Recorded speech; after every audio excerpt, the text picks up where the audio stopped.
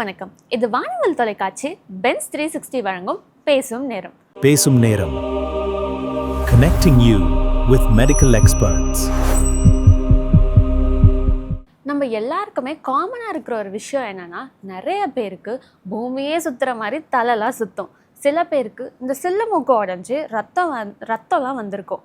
அதே மாதிரி நிறைய பேருக்கு எங்கேயாவது போக்குள்ள ட்ரிகர் ஆகி அலர்ஜி மாதிரிலாம் வந்திருக்கும். ஃபார் எக்ஸாம்பிள் அடுக்கு தும்பல் அந்த மாதிரிலாம் நிறைய பேருக்கு வந்திருக்கும். ஆனால் இது ஏன் வருது, எதனால் வருதுன்னு யாருக்குமே தெரியாது. ஸோ அதை பற்றி டீட்டெயிலாக எக்ஸ்பிளைன் பண்ணதான் இன்றைக்கி நம்ம கூட டாக்டர் வந்திருக்காங்க. மறக்காமல் அந்த எபிசோடை பார்த்து டாக்டர் என்ன சொல்கிறாங்கன்னு நீங்களும் தெரிஞ்சுக்கோங்க. Welcome doctor. ஹலோ மேம், இப்போ எனக்கு என்ன டவுட்னா, இப்போ என் ஃப்ரெண்ட்ஸே வந்துட்டு ஏதாவது ஒர்க் பண்ணிட்டே இருப்பாங்க, திடீர்னு பயங்கரமாக தலை தான் சுற்றும். ஸோ அதனால் ஒரு நியர்பை ஹாஸ்பிட்டல் போனப்போ அவங்க என்ன சொன்னாங்கன்னா, உங்களுக்கு வெர்டிகோ ப்ராப்ளம் இருக்கா, நீங்கள் போய் ஒரு ENT டாக்டரை பாருங்கள் அப்படின்னு சொல்கிறாங்க. ஸோ எங்களுக்கு அது புரியவே இல்லையா மேம், வெர்டிகோனா என்ன? ஸோ வெர்டிகோனா பேசிக்காக தலை சுற்றுறது மட்டும் கிடையாது, ரூமே சுற்றுறது தான் வெர்டிகோ. ஓகேவா? உங்கள் சரௌண்டிங்கே உங்களுக்கு சுற்றுற மாதிரி இருக்கும். ஓகேவா? அதுதான் வெர்டிகோ, ENT ரிலேட்டட் வெர்டிகோ. நான் முன்னாடியே சொன்ன மாதிரி இயரோட ஒரு ஃபங்க்ஷன் பேலன்ஸ் அப்படின்னு சொன்னேன். ஸோ இந்த உள்காதில் ஏதாவது பிரச்சனை இருந்துச்சுன்னா இந்த பேலன்ஸ் பாதிக்கப்படும். பேலன்ஸ் பாதிக்கப்பட்டால் நம்மளும் சுற்றுற மாதிரி இருக்கும், நம்மளை சுற்றி இருக்கிற இந்த ரூமே சுற்றுற மாதிரி இருக்கும். அதுதான் வெர்டிகோ. ஸோ இதோட பேர் BPPV அப்படின்னு சொல்லுவோம், பினைன் பேராக்சிசோமல் பொசிஷனல் வெர்டிகோ அப்படின்னு சொல்லுவோம். ஸோ என்னென்ன அப்படின்னா என்னென்னு நான் சொல்கிறேன். ஸோ நார்மலாக தலை சுற்றுறது நம்மளுக்கே ஒரு மாதிரி கேராக இருக்கும், தள்ளுற மாதிரி இருக்கும், நம்மளால் ஸ்டெடியாக நிற்க முடியாது, படுத்துக்கணும் போல் இருக்கும். அதெல்லாம் நார்மலாக நமக்கு இருக்கிற ஒரு ஜென்ரலைஸ்டு வீக்னஸ் அப்படின்னு சொல்லுவோம். நார்மலாக ஒரு தலை சுற்றலோட வீக்னஸ் இருக்கும். இது நிறைய விஷயங்கள்னால இருக்கலாம். சாப்பிடலன்னா வரும், பிபி கம்மியாக இருந்தால் வரும், இல்லை ஜாஸ்தியாக இருந்தாலும் வரும், ஸ்ட்ரோக் வரத்துக்கு முன்னாடி வரும், உடம்பில் ரத்தம் கம்மியாக இருந்தால் வரும், தைராய்டு ப்ராப்ளம்ஸ் இருந்தால் வரும். இந்த மாதிரி நிறைய விஷயங்கள்னால வரும். இந்த வெர்டிகோன்றது எதனால் வரும் அப்படின்னா காதுக்குள்ளே, உள்காதுக்குள்ளே சின்ன சின்ன கல்லுங்கள் இருக்கும். நார்மலாக எல்லாருக்குமே இருக்கும் அந்த சின்ன சின்ன கல். அந்த கல்லுங்க அதோட இடத்த விட்டு வெளியே வந்துருச்சு அப்படின்னா நம்ம எந்த பக்கம் தலையை அசைக்கிறோமோ அந்த பக்கம் போய் மேலே கீழே அந்த சின்ன சின்ன கல் மேலே கீழே அடிக்கும். ஸோ நம்ம எந்த பக்கம் தலையை திருப்புறோமோ அந்த பக்கம் போய் அந்த கல் வேகமாக அடிக்கும். அது எந்த டைரெக்ஷனில் அடிக்குதோ அந்த டைரெக்ஷனில் நம்மளுக்கு தலை சுற்றல் வரும். ஸோ இப்போ எப்படி சொல்கிறதுனா, இப்போ இந்த கல், இந்த BPPV இருக்கிற பேஷண்ட்ஸ்க்கு அந்த கல் அதோட இடத்த விட்டு வெளியில் வந்துடும். ஸோ இப்போ நம்ம படுத்து எந்திரிக்கும் போது, கீழே குனிஞ்சு எந்திரிக்கும் போது, அண்ணாந்து துணி காய போடும் போது, அப்போ நம்ம தலை இப்படி அசைப்போம். ஸோ நம்ம அசைக்கிற டைரெக்ஷனில் காதுக்குள்ளே இருக்கிற அந்த கல்லும் மேலே கீழே இப்படி மிதந்துக்கிட்டே இருக்கும். ஸோ நம்ம இப்படி தலையை அசைக்கும் போது நமக்கு தலை சுற்றல் வரும். திருப்பி அப்புறம் நம்ம அமைதியாக தலையை ஒரே இடத்துல இப்படி நிறுத்தி உக்காண்டோன்னா தலை சுற்றல் நின்றும். திருப்பி தலையை அசைக்கும் போது தலை சுற்றல் வரும். இதுதான் BPPVன்றது. ஸோ இதுக்கு என்ன பண்ணலாம் அப்படின்னா மருந்துகள் இருக்குது, மெடிசன்ஸ் இருக்குது. மெடிசன்ஸால் இந்த தலை சுற்றலை கண்ட்ரோல் பண்ண முடியும். ஆனால் அதுக்காக லைஃப் லாங் நம்ம மெடிசன் எடுத்துக்கிட்டு முடியாது. இதுக்குன்னு ஒரு சில எக்ஸசைஸ் இருக்குது, வீட்டிலே பண்ணக்கூட எக்ஸசைசஸ், வெஸ்டிபுலர் ரீஹாபிலிட்டேஷன் எக்ஸசைஸ்ன்னு சொல்லுவாங்க. இந்த எக்ஸசைஸ் என்ன பண்ணும் அப்படின்னா திருப்பி அந்த கல்லை அதோட இடத்துக்கே போய் உட்கார வச்சிடும். அந்த கல் அந்த இடத்த விட்டு வர்றது தானே பிரச்சனை. அது திருப்பி அதோட இடத்துல உட்கார வச்சுட்டா இந்த தலை சுற்றல் வராது உங்களுக்கு. அது மட்டும் இல்லாமல் திடீர்னு தலையை திருப்புற மோஷன் நம்ம பண்ணக்கூடாது. இப்போ சப்போஸ் யாராவது கூப்பிட்டாலோ நம்ம தலையை மட்டும் திடீர்னு திரும்பி பார்க்கக்கூடாது, உடம்போடு சேர்த்து திரும்பி பார்க்கணும். அப்புறம் துணி காய வைக்கும் போது அண்ணாந்து இப்படி துணி காய போடக்கூடாது. அதுக்கப்புறம் படுத்து எந்திரிக்கும் போது நேராக படுத்து எந்திரிக்கக்கூடாது, ஒரு சைடாக திரும்பி காலை கீழே போட்டுட்டு அப்புறமா தான் எந்திரிக்கணும். இதெல்லாம் பண்ணால் இந்த தலை சுற்றல் கம்மியாகும். இது இல்லாமல் காது பிரச்சனை மட்டும் இல்லாமல் கழுத்து வலினாலும் இந்த தலை சுற்றல் வரலாம். அது ஏன் வருது அப்படின்னா நம்ம ஸ்பைனல் கார்டு அப்படின்னு இருக்குல்ல, அது வந்து கழுத்துக்கு பின்னாடி தான் இருக்கும் அந்த ஸ்பைனல் கார்டு. அந்த எலும்பில் ஏதாவது தேய்மானம் இருந்தாலும் நம்ம கழுத்து அசைவை வச்சு அந்த தலை சுற்றல் வரும். அதுக்கு வந்து ட்ரீட்மெண்ட் தனி. அதுக்கு வந்து நம்ம கரண்ட் வைக்கிறது, காலர் போடுறது, அது வந்து கழுத்து ரிலேட்டடான தலை சுற்றல். ஸோ காது ரிலேட்டடான தலை சுற்றலுக்கு இதுதான். நம்ம திடீர்னு தலையை திருப்புறதை தவிர்க்கணும். படுத்து எந்திரிக்கும் போது ஒரு சைடாக படுத்து எந்திரிக்கணும். அப்புறம் இதுக்கான ஒரு சில மாத்திரைகள் இருக்குது. அது வந்து ரொம்ப சிவியரான கேசஸில் நம்ம மாத்திரைகள் போடலாம். இல்லைனா ரெகுலராக உங்கள் டாக்டர் சொல்லி கொடுக்குற எக்ஸசைசஸை நீங்கள் ஃபாலோ பண்ணாலே போதும். ஸோ இப்போ இது யாருக்கெல்லாம் டாக்டர் வரும் அதிகமாக? ரொம்ப ஒர்க் பண்ணுறவங்களுக்கு வருமா, இல்லை சின்ன வயசில் இருக்கவங்களுக்கு கூட இதெல்லாம் வர்றதுக்கான சான்சஸ் இருக்கா? இந்த பிபி பிவின்ற பிரச்சனை யாருக்கு வேணாலும் வரலாம். இவங்களுக்கு தான் வரணும், இந்த ஏஜ் குரூப்பில் தான் வரணும்னு எந்த அவசியமே இல்லை. யாருக்கு வேணால் வரலாம். ஒரு சின்ன வயசு ஒரு அப்பா பையன் இருப்பாங்க, அவங்க அப்பாவுக்கு இந்த பிரச்சனை இருக்காது, பையனுக்கு இந்த பிரச்சனை இருக்கலாம். ஸோ இது வந்து இவங்களுக்கு தான் வரணும் ஸோ அது ஜெனட்டிக்காவும் கூட வரும். ஜெனட்டிக்குன்னு இல்லை டாக்டர். இப்போ நம்ம வந்து காது பற்றி பார்த்தோம், நெக்ஸ்ட் வந்து வட்டிக்கோ இதை பற்றிலாம் பேசணும் இல்லையா? ஸோ இப்போ மூக்கு எடுத்துக்கிட்டோன்னா அந்த மூக்கு உடஞ்சி பிளட்டெல்லாம் வருது. நிறைய பேர் என்ன சொல்லுவாங்கன்னா அந்த சில்லு மூக்கு உடஞ்சிரும் அப்படிலாம் சொல்லுவாங்க. ஸோ அப்படி இருக்கக்குள்ள உள்ளே என்ன டாக்டர் உடையுது? உள்ளே ஏதாவது இருக்கா உடையிறதுக்கு? ஸோ எதனால வந்து அது வருது, பிளட் வருது? ஸோ மூக்கு அப்படின்னு பார்த்துட்டோம்னா மூக்கில் வந்து வெளியிலையும் எலும்பு இருக்குது, உள்ளேயும் எலும்பு இருக்குது. ஓகே, மூக்கு தண்டு அப்படின்னு சொல்லுவாங்கள்ல, அது வந்து எலும்பு ப்ளஸ் கார்டிலேஜ். இந்த காதில் சொன்னல அது மாதிரி மூக்குக்குள்ளேயும் கார்டிலேஜ் வந்து எலும்பு கிடையாது, எலும்பை விட கொஞ்சம் சாஃப்டாக இருக்கும். ஸோ கார்டிலேஜ் அண்ட் எலும்பு ரெண்டு தாலையும் பண்ணப்படுறது தான் மூக்குத்தண்டு. அதே மாதிரி மூக்குக்கு வெளியிலையும் இந்த பகுதி வெளி மூக்கு இருக்குல்ல, அந்த மூக்குலேயும் எலும்பு கார்டிலேஜ் ரெண்டு தாலையும் தான் அந்த மூக்கு பண்ணப்படுது. ஸோ வந்து மூக்குக்குள்ளேருந்து ரத்தம் வர்றது வந்து நிறைய விஷயங்கள்னால வரலாம். அதை நம்ம ரெண்டாக பிரிச்சுக்கிட்டோன்னா பெரியவங்களுக்கு சின்ன பசங்களுக்கு இப்படி ரெண்டாக பிரிச்சுக்கிட்டோம் அப்படின்னா, பெரியவங்களுக்கு பெரும்பாலும் ஏன் வரும் அப்படின்னா, பிபி ஜாஸ்தியாச்சுன்னா மூக்கில் இருக்கிற அந்த பிளட் வெசல்ஸ்ன்னு சொல்லுவாங்கள்ல, ரத்த நாழி, அது வெடித்து ரத்தம் வரும். அது பெரியவங்களுக்கு. சின்னவங்களுக்கு சின்ன பசங்களுக்கு ஏன் வரும், மோஸ்ட்டாக ஏன் வரும்னா, மூக்கில் கை விட்டு நோண்டுவாங்க, அழுக்கு எடுக்கிறேன்ட்டு எதையாவது காயப்படுத்திடுவாங்க.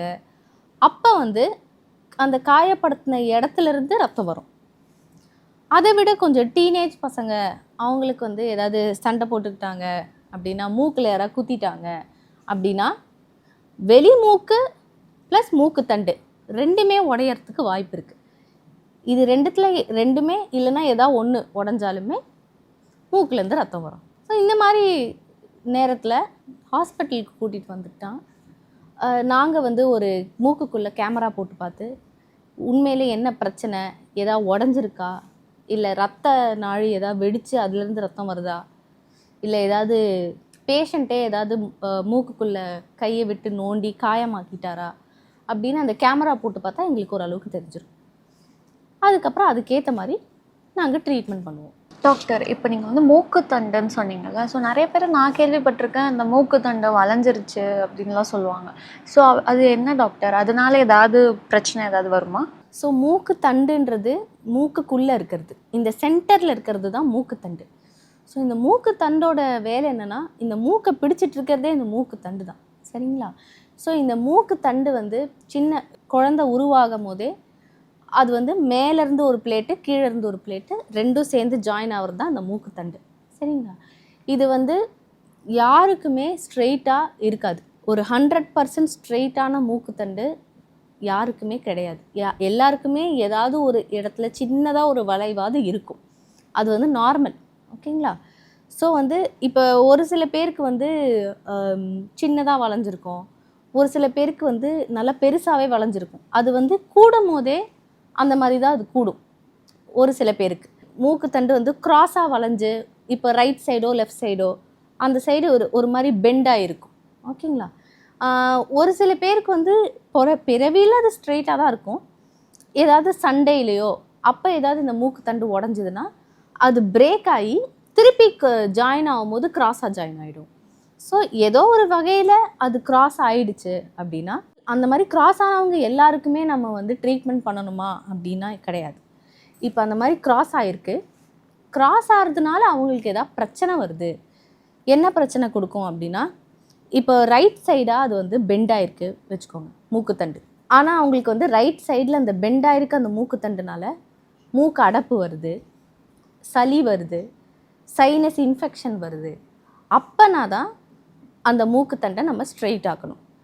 இல்லை அந்த வளைஞ்சிருக்க தண்டுனால அவங்களுக்கு எந்த பிரச்சனையும் இல்லை, அவங்க நார்மலாக சுவாசிக்கிறாங்க, நார்மலாக மூச்சு விடுறாங்க, நார்மலாக ஸ்மெல்லு தெரியுது, இன்ஃபெக்ஷன் எதுவும் வரமாட்டேங்குது அப்படின்னா தேவையில்லாமல் அதை நம்ம கரெக்ட் பண்ண தேவை கிடையாது.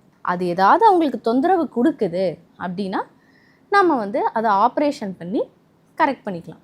ஆப்ரேஷன் வந்து அட்மிட் பண்ணி மயக்க மருந்து கொடுத்து அதை ஸ்ட்ரெயிட் ஆக்கிட்டு மூக்கை சுற்றி பிளாஸ்டர் போட்டோம். 2 நாளைக்கு அந்த பிளாஸ்டர் இருக்கும். அதுக்கப்புறம் அதை எடுத்துட்டு அதுக்கப்புறம் அவங்க அதை ஒரு 1 or 2 வீக்ஸ் அந்த மூக்கை நல்லா க்ளீன் பண்ணாலே போதும். அதுக்கப்புறம் அவங்க ரொட்டீன் லைஃப்க்கு அவங்க திரும்பிடலாம். அந்த கரெக்ட் பண்ணுறதும் ஒரு பெரிய காம்ப்ளிகேட்டட் ப்ரொசீஜர்லாம் இல்லை, சிம்பிள் ப்ரொசீஜர் தான். ஸோ இன் ஷார்ட் வந்து யாருக்குமே ஸ்ட்ரெயிட்டாக இருக்காது. பட் வளைஞ்சவங்களுக்கும் எல்லாருக்குமே கரெக்ட் பண்ணணும்னு அவசியம் இல்லை. அது அவங்களுக்கு ஏதாவது தொந்தரவு கொடுத்தா மட்டும்தான் நம்ம அதை சரிப்படுத்துகிற மாதிரி இருக்கும். டாக்டர், இப்போ என்னையே எடுத்துக்கிட்டிங்கன்னா எனக்கு நிறைய இந்த டஸ்ட் அலர்ஜி ப்ராப்ளம்ஸ்லாம் இருக்குது. ஸோ அந்த டைமில் வந்து எனக்கு நோஸ் ரொம்ப ஒரு மாதிரி இரிட்டேட் பண்ணிகிட்டே இருக்கும். நான் ரொம்ப ரப் பண்ணிகிட்டே இருப்பேன். ஸோ ரப் பண்ணிகிட்டே இருக்கனால ரப் பண்ணி முடிச்சதுமே எனக்கு கண்டினியூஸாக தும்பல்லாம் வந்துகிட்டே இருக்கும். இந்த அலர்ஜினாலே எனக்கு இந்த மாதிரி நிறைய காம்ப்ளிகேஷன்ஸ்லாம் இருக்குது. ஸோ அதை பற்றி சொல்ல முடியுமா? அது அப்படி பண்ணலாமா? ஸோ இந்த அலர்ஜின்ற பிரச்சனை வந்து நிறைய பேருக்கு இருக்குது. அலர்ஜினா ஃபஸ்ட்டு என்ன அப்படின்னா வந்து இப்போ நார்மலாக இப்போ நம்ம போகிறோம், ஒரு டஸ்ட்டு வருது, டஸ்ட்டு பட்டோடனே நம்ம தும்புறது வந்து நார்மல், அது வந்து நார்மலான ஒரு ரிஃப்ளெக்ஸ். அதே அந்த டஸ்ட்டு பட்டோடனே நம்ம ஒரு அடுக்கு தும்மல் மாதிரி ஒரு 10 வாட்டி தும்மல் போடுறது, அது வந்து அலர்ஜி. ஓகேங்களா? ஸோ இந்த அலர்ஜின்றது வந்து இது உங்கள் உடம்புலையே இருக்கிறது. ஓகேவா? இது ஒருத்தருக்கு மாறுபடும். இப்போ உங்களுக்கு இருக்கலாம், உங்கள் கூட பிறந்தவங்களுக்கு இருக்காது, உங்கள் அம்மாவுக்கு இருக்கும், அப்பாவுக்கு இருக்காது, அந்த மாதிரி வேறுபடும். இப்போ உங்களே எடுத்துக்கிட்டிங்கன்னா உங்களுக்கு வந்து அலர்ஜி இருக்குது அப்படின்னு வச்சுக்கோங்க. உங்களுக்கு வந்து ஒரு லிஸ்ட் இருக்கும். உங்களுக்கு இதெல்லாம் பண்ணால் உங்களுக்கு இந்த மாதிரி தும்மல், மூக்குலேருந்து தண்ணி மாதிரி ஊற்றிட்டே இருக்கிறது, மூக்கை அரிக்கிறது, எப்போ பார்த்தாலும் இப்படி பண்ணிகிட்டே இருக்கணும்னு தோணுது, அப்புறம் வந்து கண்ணிலேருந்து தண்ணி கொட்டிகிட்டே இருக்குது, இதெல்லாம் அலர்ஜியோட அறிகுறிகள். ஓகேங்களா? ஸோ இதெல்லாம் எப்போ வரும் அப்படின்னா உங்களுக்குன்னு ஒரு ட்ரிகர் ஃபேக்டர்ஸ் இருக்கும். இப்போ ஒரு சில பேருக்கு டஸ்ட்டு, ஒரு சில பேருக்கு வந்து காரணமே இல்லாமல் காலையில் எழுந்த உடனே ஒரு 10 தும்மல் போடுவாங்க, அப்புறம் நார்மல் ஆகிடுவாங்க. ஒரு சில பேருக்கு தண்ணி காய்கறிகள் ஒத்துக்காது, ஒரு சில பேருக்கு கோல்டு, ஏசி காற்று ஒத்துக்காது. அந்த மாதிரி ஒருத்தங்களுக்கும் ஒரு ட்ரிகர் ஃபேக்டர் இருக்கும். அந்த ட்ரிகர் ஃபேக்டர் என்ன அப்படின்னு நீங்கள் ஒரு லிஸ்ட் எடுக்கணும். என்னென்னலாம் பண்ணால், எங்கெங்கெல்லாம் போனால் உங்களுக்கு இதெல்லாம் வருது, அந்த லிஸ்ட்டை நீங்கள் எடுத்துகிட்டு இந்த லிஸ்ட்டில் எதெல்லாம் உங்களால் தவிர்க்கலாமோ, தவிர்க்க முடியுது. இப்போ வந்து டஸ்ட்டுனா நீங்கள் மாஸ்க் போட்டுக்கலாம், இல்லை கர்ச்சீஃப் கட்டிக்கலாம். இப்போ ஒரு சில காய்கறிகள் சாப்பிட்டா உங்களுக்கு ஒத்துக்கலைன்னா அந்த காய்கறிகளை நீங்கள் தவிர்க்கலாம். அந்த மாதிரி உங்களால் தவிர்க்க முடியக்கூடிய எதுவோ அதை நீங்கள் தவிர்த்துடலாம். அதை தவிர்த்தா உங்களுக்கு லைஃப் கொஞ்சம் ஈஸியாக இருக்கும், உங்களுக்கு இந்த தொந்தரவு இல்லாமல் இருக்கும். ஸோ இந்த மாதிரி அலர்ஜினால் இந்த சளி, தும்மல், அரிப்பு, மூக்கடைப்பு இதெல்லாம் வந்து கம்ப்ளீட்டாக க்யூர் பண்ண முடியாது. ஆனால் நம்ம அதை வந்து கண்ட்ரோலில் வச்சுக்கலாம். எப்படின்னா நம்மளோட ட்ரிகர் ஃபேக்டர்ஸை நம்ம நோட் பண்ணிக்கிட்டு அதுலேருந்து நம்ம எக்ஸ்போஸ் ஆகாமல் தடுக்கிறது. அப்புறம் வந்து பீக் அலர்ஜியில் ஒரு சில மெடிசன்ஸ், செட்ரிசின் மாதிரியான மெடிசன்ஸ் கண்டிப்பாக வந்து பிரயோஜனப்படும். அதெல்லாம் போட்டால் ஓரளவுக்கு கண்ட்ரோல் ஆகும். ஸோ அலர்ஜின்ற ஒரு விஷயத்த நம்ம எப்பவுமே க்யூர்ன்னு நம்ம தேடி போனால் அது கிடையாது. பட் ஆனால் நம்ம கண்டிப்பாக அதை கண்ட்ரோல் பண்ணலாம். டாக்டர், இவ்வளோ நேரம் ரொம்ப பேஷண்ட்டாக உட்காந்து நாங்கள் கேட்ட கேள்வி எல்லாத்துக்குமே ரொம்ப டீட்டெயில்டாக எக்ஸ்பிளைன் பண்ணியிருக்கீங்க. ஸோ அதுலேயே வந்து ஆடியன்ஸ்க்கு புரிஞ்சிருக்கும்னு நினைக்கிறேன். So thank you for coming doctor. Thank you. Doctor சொன்னதுலே உங்களுக்கு புரிஞ்சிருக்கும்னு நினைக்கிறேன். ஸோ இதுக்கப்புறமாச்சு செல்ஃப் மெடிக்கேஷன் எடுத்துக்கிறன்ற பேரில் உங்கள் கண்டிஷனை நீங்கள் இன்னும் வேர்சன் ஆக்கிக்காதீங்க. காது பிரச்சனை, மூக்கு பிரச்சனை, தொண்டை பிரச்சனை, இல்லை ஏதாவது ஒரு பிரச்சனைனா உங்கள் பக்கத்தில் இருக்கிற ஒரு ENT டாக்டரை போய் கன்சல்ட் பண்ணி உங்களுக்கான மெடிக்கேஷனை எடுத்துக்கோங்க. இதே மாதிரி அடுத்த எபிசோடில் சந்திக்கிறேன். Until then, this is Yogapriya signing off. இது பென்ஸ் 360 வழங்கும் பேசும் நேரம்.